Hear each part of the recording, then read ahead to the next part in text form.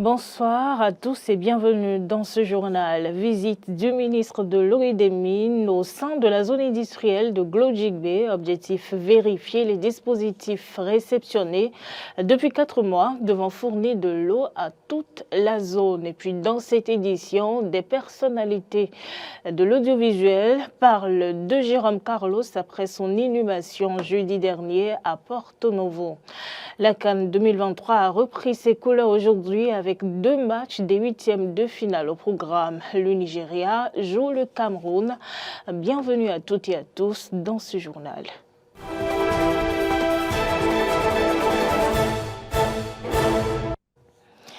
Dans la matinée de ce jeudi, le ministre de l'Eau et des Mines, Samo Seydou Dambi, a effectué une visite au sein de la zone industrielle de Glodjigbe. Accompagné du préfet de l'Atlantique, des maires d'Abomey-Calavi et de Zer, ainsi que d'une forte délégation de son cabinet, l'autorité ministérielle a eu droit à une visite guidée de la zone par le directeur de la CIPI BNSA, Letondjibé étant Arthur Indo pour le compte rendu.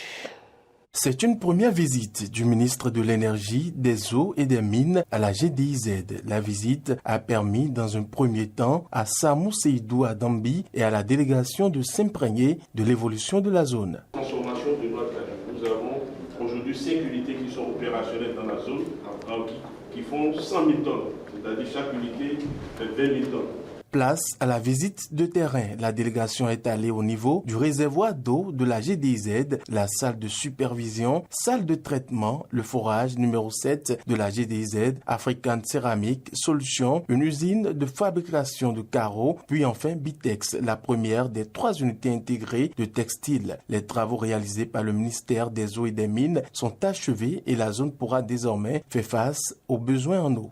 Où nous avons réalisé donc des travaux pour toute la zone. Et vous avez pu voir avec nous que les travaux sont terminés, réceptionnés depuis le mois d'octobre dernier. Et tout est en place donc, pour que la zone soit donc, à l'abri de tous les problèmes d'eau. Ce qui est là donc, pourra donc couvrir tous les besoins de la zone jusqu'à ce que l'extension de la dernière phase puisse arriver. Et là, nous allons renforcer.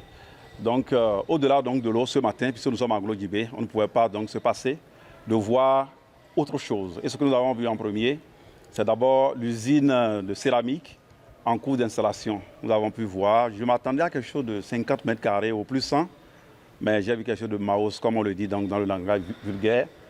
J'ai été impressionné. C'est impressionnant au dire du ministre, mais tant qu'il reste à faire, rien n'est encore fait. Samo Seydou Dambi pense qu'il faut régler aussi la question de l'énergie au sein de la zone. Je ne peux que féliciter donc, le directeur de CIPI et tous les responsables, donc les promoteurs qui sont en train de s'installer, qui sont déjà même installés, le DICP, tous ses collaborateurs qui, donc, de jour comme de nuit, travaillent donc d'arrache-pied pour que nous puissions avoir ce joyau qui aujourd'hui est déjà fonctionnel.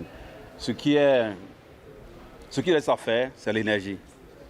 La question de l'énergie a été posée, la question du gaz ici a été posée, parce que dans une filature, on ne peut pas couper le courant.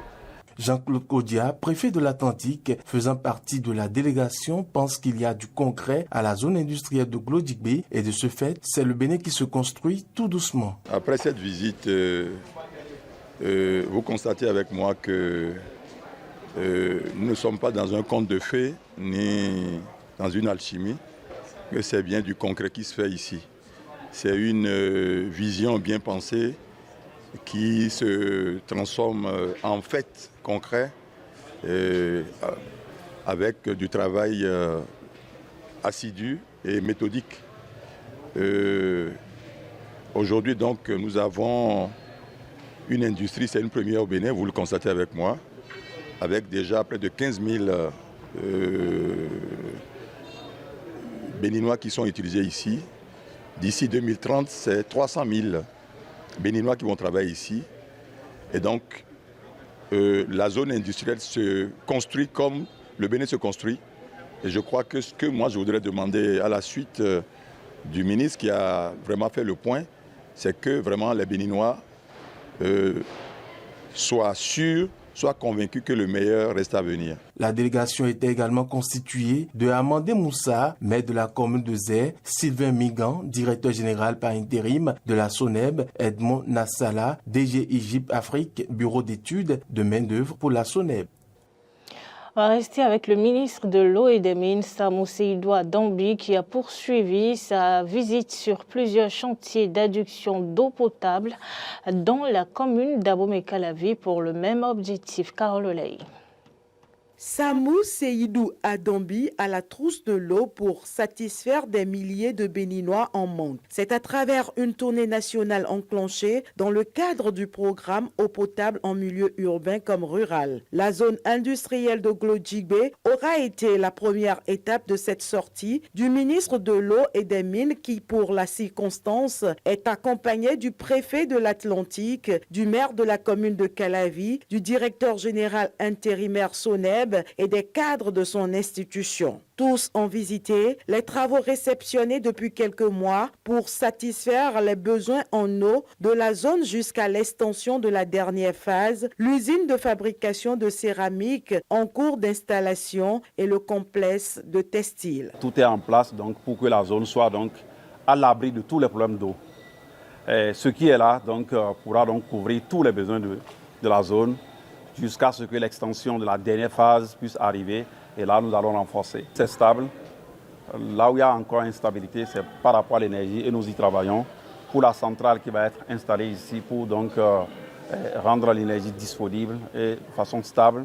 Nous y travaillons et je pense qu'avant la fin de l'année, on devrait pouvoir arriver à quelque chose qui va permettre donc à ce que les travaux démarrent pour une période d'environ 2 à 3 ans.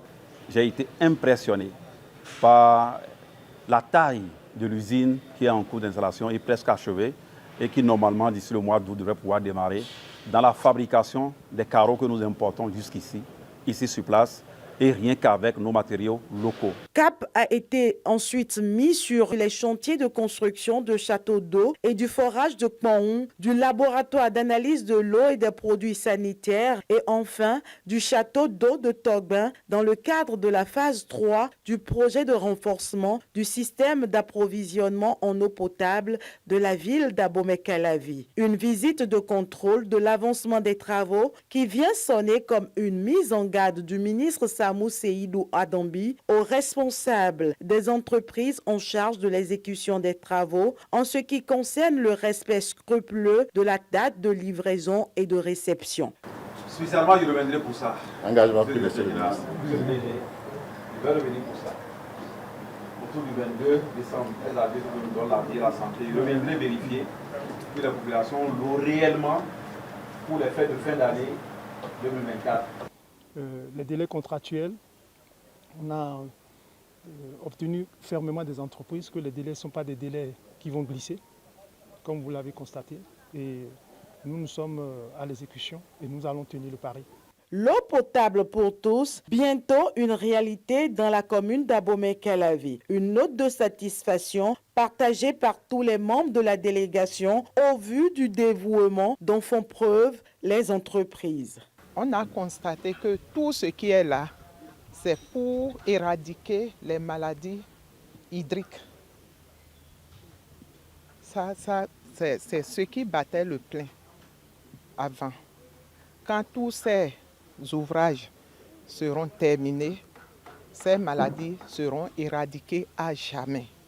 Les populations auront une alimentation en eau potable comme en ville. C'est quand même un préfet très heureux et qui sait aujourd'hui que les promesses seront tenues, que l'accès universel à l'eau qui est source de vie, donc sera une réalité.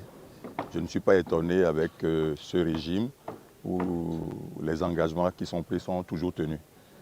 La construction de ces nouveaux dispositifs vont donc desservir, en plus des nombreuses localités de la commune d'Abomey-Calavi, celles environnantes. Le ministre de l'Eau a donc fait sien les doléances enregistrées sur le terrain, pouvant faciliter la sérénité dans l'exécution des travaux. D'un coût global de 26,8 milliards de francs CFA, ils sont prévus pour durer 16 mois. Des actes forts qui viennent concrétiser l'ambition du gouvernement de doter toutes les populations béninoises d'eau potable conformément aux objectifs du développement durable.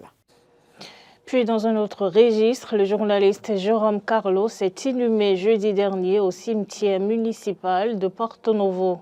Des personnalités présentes à la cérémonie d'inhumation donnent un dernier témoignage sur l'homme. Ils sont au micro de Frédéric Espoir Mambou. Celui que nous sommes venus pleurer était quelqu'un de grand, d'immense. Nous retenons de l'homme sa disponibilité légendaire parce que chaque fois que vous l'appelez, il est disponible, il répond à vos questions, il répond à vos sollicitations. Ça ne court pas les rues, pour nous c'est important. Nous retenons également de l'homme sa qualité de vie. Vous voyez, jusqu'à présent, personne n'a battu son record de son hauteur. Il est champion du Bénin.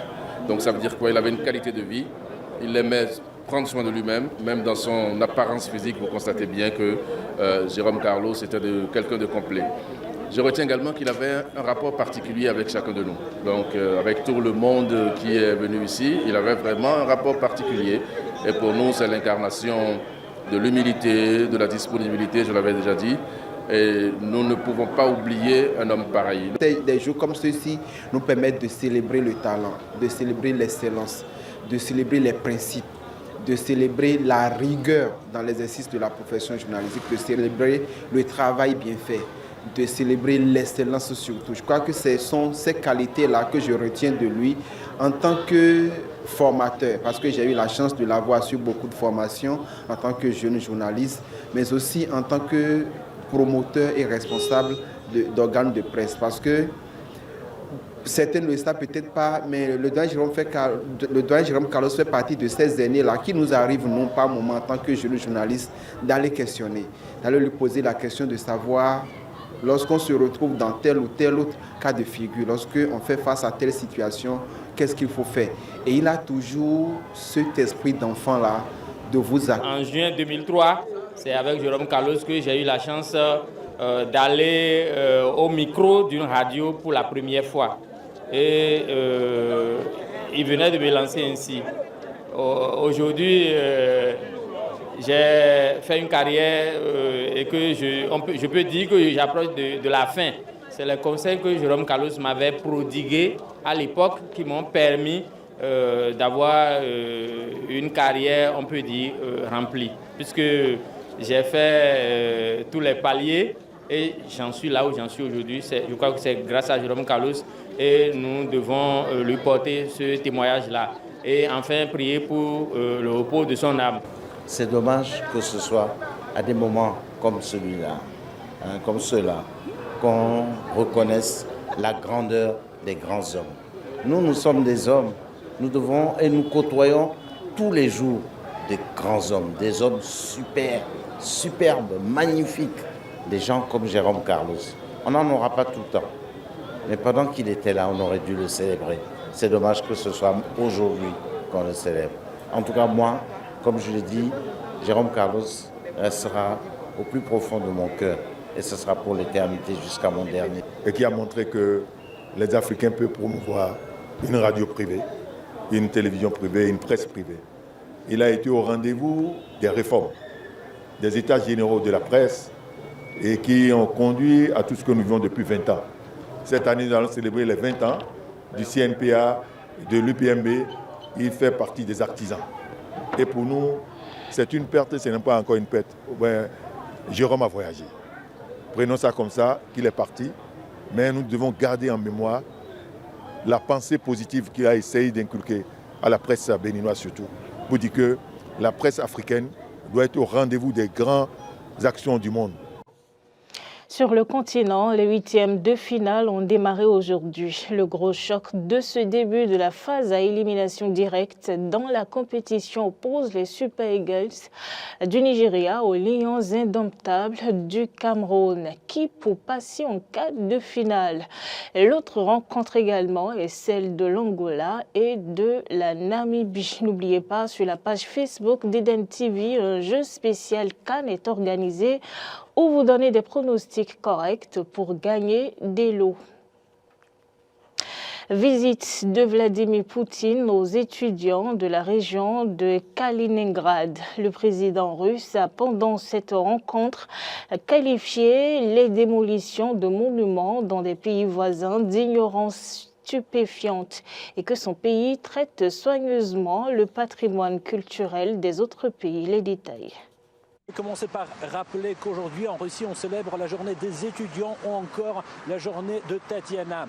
Dans l'église orthodoxe, c'est le nom de la sainte patronne des étudiants. À l'occasion de cette fête, Vladimir Poutine s'est rendu à Kaliningrad où il a rencontré les étudiants de l'université fédérale de la Baltique qui se trouve donc dans cette ville. Et je rappelle que c'est une région exclave de la Fédération de Russie, c'est-à-dire qu'il est bordé d'un côté par la Lituanie et de l'autre par la Pologne. Au tout début de la rencontre, Vladimir Poutine a dévoilé une bonne nouvelle pour les étudiants. Il s'agit d'une augmentation des bourses.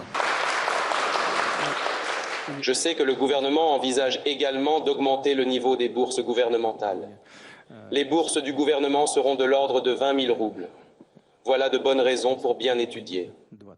Il est à noter qu'un éventail de sujets internationaux a été également abordé lors de cet échange. Dans ce contexte, la démolition des monuments en l'honneur d'Alexandre Pouchkine, un grand poète russe en Ukraine, n'est rien d'autre que l'ignorance. Selon Vladimir Poutine, la Russie n'a jamais agi de cette manière et la ville de Kaliningrad en est la meilleure illustration. L'histoire de la région est très riche, vous le savez bien. Il y a la culture allemande, polonaise, lituanienne et la culture russe. Je veux dire que la région faisait partie de l'État russe. D'ailleurs, contrairement à certains de nos voisins, nous ne détruisons rien, nous conservons tout avec soin.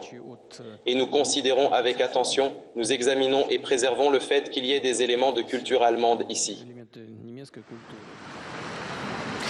Outre cette rencontre, Vladimir Poutine a tenu également une réunion sur la situation économique et sociale de la région. Le président russe a fixé un objectif pour les autorités locales, assurer une croissance économique de la région en dépit des sanctions occidentales. Je vous remercie, Madame, Monsieur, de nous avoir suivis. Bonne fin de journée à chacun et à tous.